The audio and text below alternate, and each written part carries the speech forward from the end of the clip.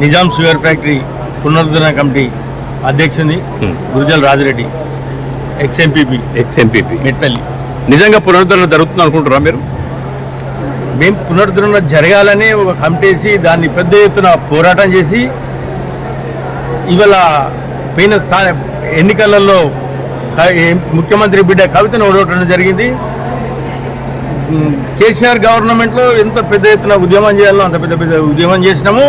అప్పుడు all parties state అధ్యక్షులంతా మా దగ్గరికి వచ్చి సంఘీభావం తెలిపి మీరు కోరుతున్నది సరైన న్యాయమైన పోరాటము, మేమందరం మీతో ఉంటామని హామీ ఇచ్చారు.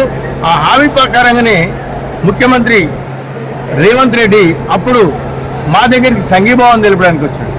తెలిపి ఇంత పెద్ద ఉద్యమం చేస్తూ 1,00,000 మందితోటి మీరు ఆర్మూర్లో ఉద్యమం చేద్దాం హైవే, నేషనల్ హైవే మీద అని ఆయన చెప్పడం జరిగింది. చెప్తే మరి చేద్దాం ఖచ్చితంగా అని అనుకున్నాం.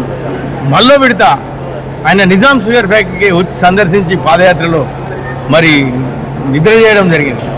ఆ నిద్ర చేసిన సందర్భంలో మరి ఆయన భరోసా కల్పించాడు, ఖచ్చితంగా గవర్నమెంట్ కాంగ్రెస్ పాలనగిన వచ్చినట్టయితే మేము నిజాం షుగర్ ఫ్యాక్టరీలను తెరిపిస్తామన్నాడు.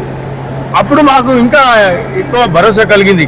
సరే ఎవరొచ్చినా మన రైతాంగం అంతా గెలిచే వారికి ఓటేయాలని ఒకటే నినాదం మీద మేము ప్రకటన చేయడం జరిగింది రైతుల తరఫున. తర్వాత ఆయన ముఖ్యమంత్రి అయిన తర్వాత మేము చాలా సంతోషపడ్డాం. మన రైతు బిడ్డ ఇక్కడ సదక బాధలు చూసినటువంటి వ్యక్తి కాబట్టి మరి ముఖ్యమంత్రి అయ్యాడు. ఇక మనం ఉద్యమం చేసే అవసరాలు ఉన్నాయి కావచ్చు అనుకున్నాం. మరి దాని తర్వాత కమిటీ వేసి కొద్దిగా కాలయాపన జరిగింది, బాధపడాల్సి వచ్చింది మేము.